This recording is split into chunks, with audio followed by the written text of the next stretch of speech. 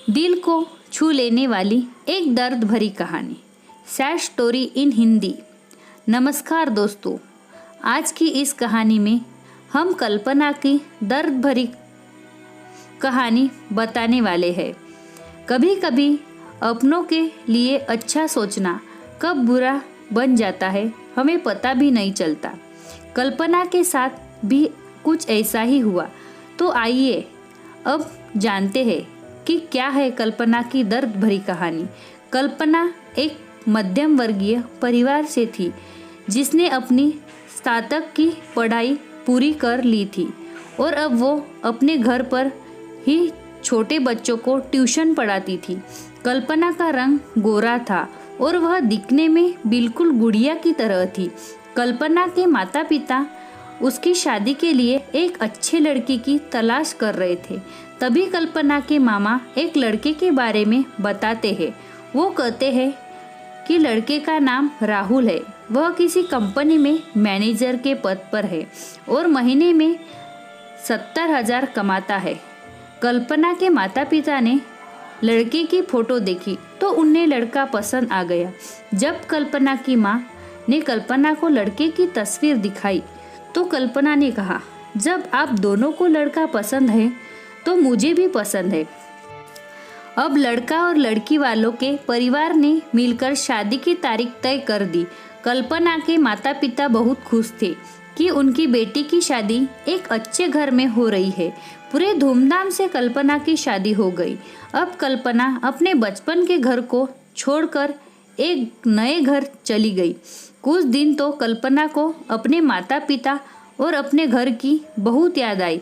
कल्पना की शादी के अब महीने बीत गए थे।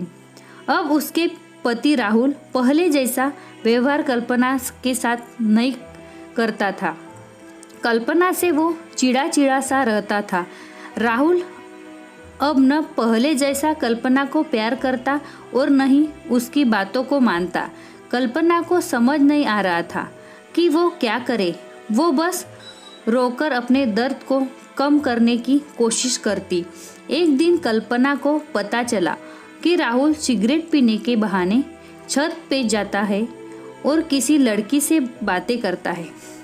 जब कल्पना ने राहुल से पूछा कि आप रोजाना छत पे जाकर किससे बात करते हैं, तो इस पे राहुल ने जवाब दिया कि वो मेरे ऑफिस का फ्रेंड है, बस उसी से बातें करता हूँ और तुम अपने काम में मतलब रखो, ज़्यादा सीआईडी बनने की ज़रूरत नहीं है। होली का दिन था। राहुल के कुछ दोस्त उसके घर आए थे। सभी ने घर पर पार्टी किया। उस दिन राहुल का एक दोस्त थोड़ा ज़्यादा ड्रिंक कर लिया था और उसने नशे में कल्पना के सामने जाकर कहा, भाभी आप इतनी प्यारी और मासूम हो, फिर भी राहुल भाई दिन भर उस घमंडी नेहा से बातें करते रहते हैं। लगता है कि आप राहुल भाई का सही से ख्याल नहीं रखते। ये सुनकर कल्पना का शक अब हकीकत बन चुका था। अगली सुबह जब कल्पना ने राहुल से पूछा कि ये नेहा कौन है और क्या लगती है आपकी। राहुल, मैं तुम्हें क्या बताऊँ। कल्पना, मैं बीबी हूँ आपकी। राहुल, देखो तुमसे पहले वो मेरी लाइफ में आई। कल्पना, तो फिर मुझसे शादी क्यों की। राहुल, बस तुम अच्छी लगी इसलिए शादी कर ली। कल्पना, अब तुम देखना मैं उस कमीनी लड़की को कैसे सबक सिखाती हूँ।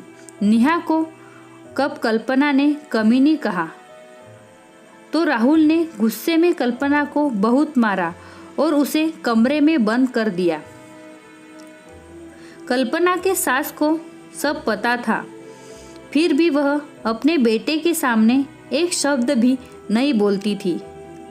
शाम को जब राहुल आया तब उसने रूम का दरवाज़ा खोला। उस दिन कल्पना की तबीयत खराब हो गई, फिर भी उसी हालत में उसने खाना बनाया। कल्पना ये सारी बातें अपनी माँ को बताना चाहती थी, लेकिन चाहकर भी वह नहीं बता पा रही थी, क्योंकि वह जानती थी कि अगर उसके माता पिता को ये सब पता चलेगा तो वह परेशान हो जाएंगे। राहुल अब कल्पना के साथ नौकरानी जैसा व्यवहार करने लगा। छोटी छोटी बातों पे उसे मारता। कल्पना अब धीरे धीरे डिप्रेशन का शिकार होने लगी। उसके दिमाग में गलत गलत ख्याल आने लगे।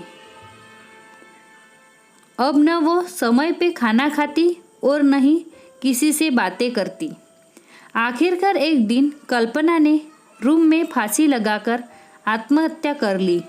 कल्पना ने आत्महत्या का कारण किसी को नहीं बताया, लेकिन उसके सास को पता था कि कल्पना ने आत्महत्या क्यों की। दूसरी तरफ कल्पना के माता पिता का रो रो कर बुरा हाल हो गया। कल्पना की मां ने पुलिस को आत्महत्या का कारण उसके ससुराल वालों को बताया। पुलिस राहुल और उसके माता पिता को ले गए, लेकिन पैसों के दम पर कुछ ही दिनों में राहुल और उसके माता पिता जेल से छूट गए। जीवन में अक्सर अच्छा दिखने वाला इंसान अच्छा नहीं होता।